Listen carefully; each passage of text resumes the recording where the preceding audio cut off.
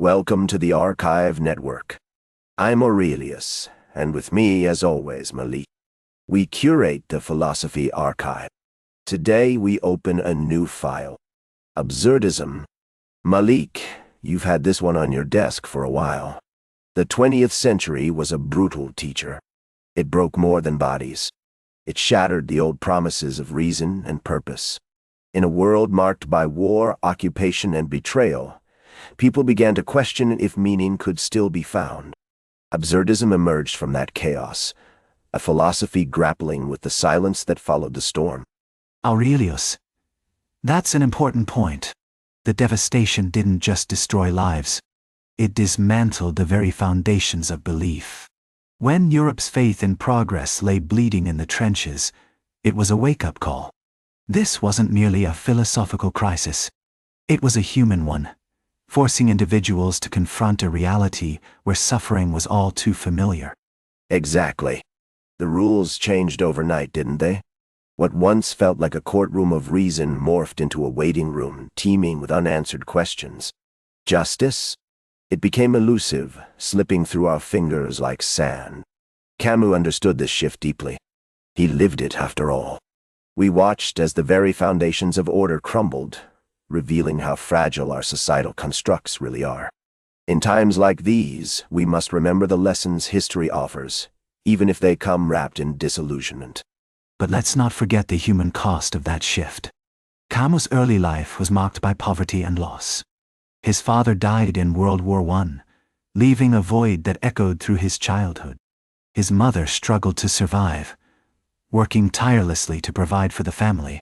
This wasn't just a backdrop. It shaped him deeply. His view of dignity wasn't born from privilege, but from the raw reality of enduring hardship and witnessing the resilience of those around him. His background really shaped his perspective. Camus refused to let philosophy drift into abstraction. In Algiers, meaning wasn't handed to you on a silver platter.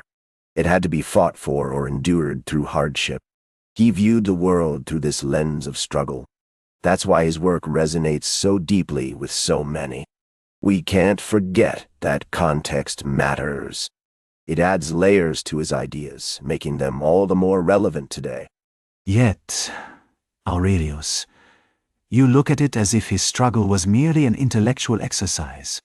It wasn't just philosophy. It was survival. The death of God that Nietzsche spoke of created a vacuum that left many people searching, often in desperation. Camus knew that each individual had to carve out their own meaning, amidst the chaos. You raise a valid point. Camus' deep roots in journalism and theater made his philosophy feel urgent. In occupied Europe, the stakes were incredibly high. Questions about justice and hope weren't just theoretical discussions. They were literally matters of life and death. We can't overlook how this urgency shaped his views profoundly. He was grappling with the real implications of his thoughts, reflecting the struggles of those around him. It's a reminder of how history compels us to confront our beliefs. Exactly. For Camus, the demand for justification was often met with silence. That silence was a daily reality, not just a philosophical dilemma. It was a knock on the door in the middle of the night, a chilling reminder that existence itself was precarious. He knew that facing this silence was crucial to any meaningful ethics. Camus's philosophy firmly rejects both nihilism and any notion of metaphysical rescue. He sought a discipline of candor that allows us to confront the glaring mismatch between our deep longing for reasons and the world's indifferent silence. It's a real challenge to live honestly in an absurd world, where meaning seems elusive. This struggle isn't just theoretical. It's a daily reality for many. That's the essence of absurdism, embracing the absurd without surrendering to despair. But we must be cautious. Camus wasn't just crafting another philosophical answer. He was shining a light on the instability of all answers we cling to. When the world goes quiet, people often rush into distractions or embrace ideologies that promise certainty. That's a dangerous temptation, one that Camus saw causing real harm. We've all seen it, people turning away from each other, lost in their own bubbles. It's a human cost we can't ignore. A fair observation. The challenge we face isn't just about finding meaning in our lives. It's about navigating a world that often defies any kind of orderly explanation. The machinery of bureaucracy has twisted our longing for order into a chaotic practice of disorder. It's a reality that Camus confronted directly in his work. He understood that when we seek clarity, we often find confusion instead. This is the historical dance we must engage with, time and again. Absolutely.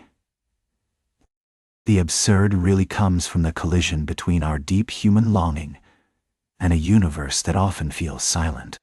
It's not about wallowing in pessimism. It's about understanding our unquenchable thirst for clarity in a world that keeps it just out of reach. Camus' insights were shaped during a time when so many certainties were shattered, leaving individuals grappling with their own existence. We can't forget the personal stories behind those struggles. They make the philosophy all the more poignant. And that's where we find the essence of absurdism. It begins when we ask for proportion and receive only contingency.